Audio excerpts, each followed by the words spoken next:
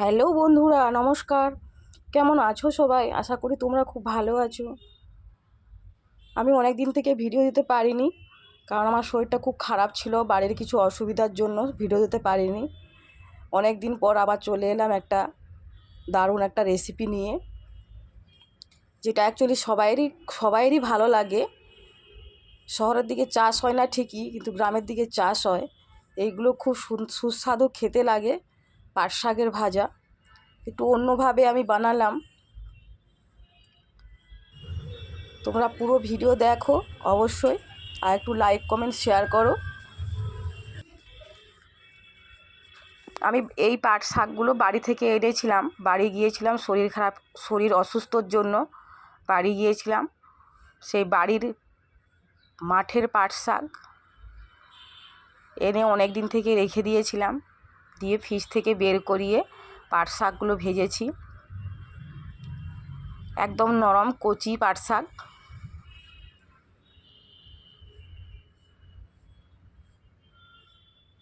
দেখো, প্রথমে পাট শাকের এই শাক দেখে আমি বেছে নেব। সব পাট শাকগুলো শাক দেখে বেছে নেব।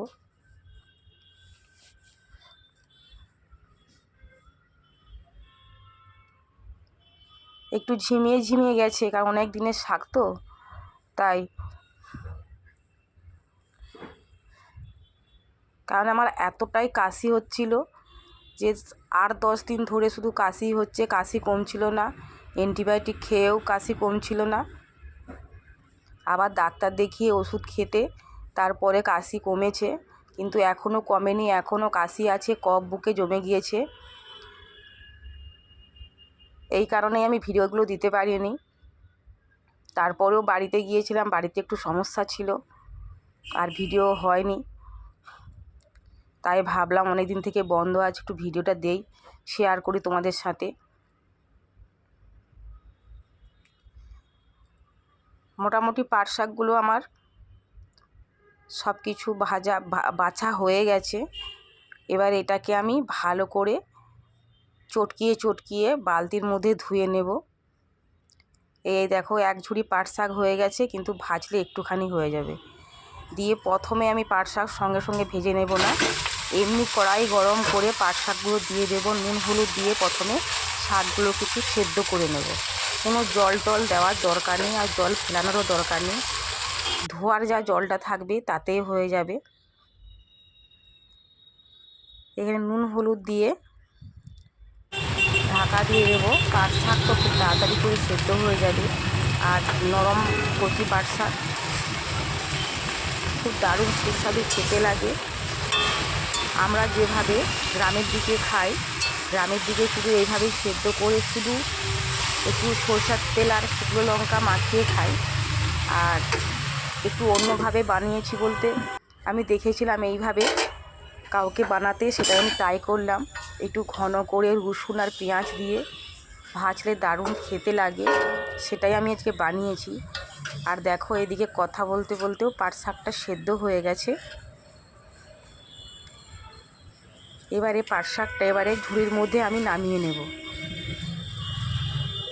আমি পুরো গোটা করেই ভেজেছি, কারণ এতটাই নরম যে দেখো কড়ার মধ্যে দিয়ে দিতে এক কড়াই হয়ে গিয়েছিল শাক। আর দেখো সেদ্ধ হওয়ার পরে কতটুকুন হয়ে গেছে, এক বাটির মতনই হবে না।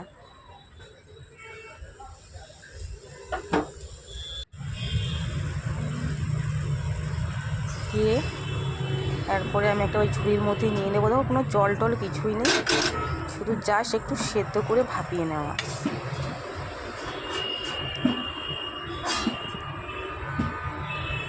আবার দেখো, এই একই কড়াইয়েতে আমি একটু তেল দিয়ে দিলাম, দিয়ে ওর মধ্যে একটু কিছু পাঁচ ফোড়ন দেবো। পাঁচ ফোড়ন বলতে গোটা জিরে আর দুটো শুকনো লঙ্কাকে আমি ছোটো করে কেটে নিয়েছি। এখানে শুকনো লঙ্কাটা এইভাবে একটু ছোটো করে কেটে নেবে।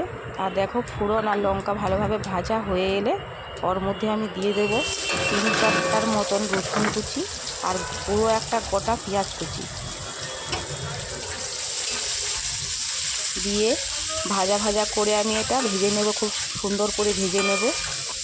একদম লাল করে ভাজার দরকার নেই, মোটামুটি ভালো করে একটু ভেজে নিলেই হবে।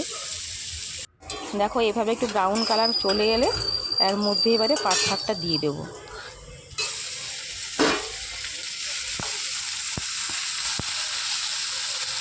এই পাট শাক দিয়েই গরম গরম এক থালা ভাত ফিনিশ হয়ে যাবে, এতটাই ভালো লাগে খেতে।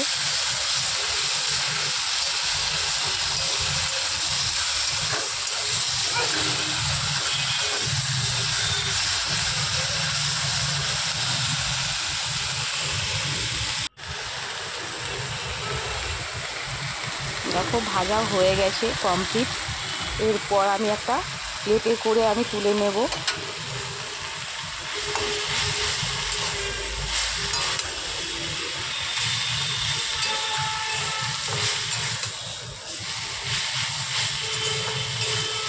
ও ভাবছিলাম যে এক কড়াই শাক তো অনেকটাই হবে, এ তো একবারে আমারই খাওয়া হয়ে যাবে। দেখো প্লেটে তুলে নিয়েছি।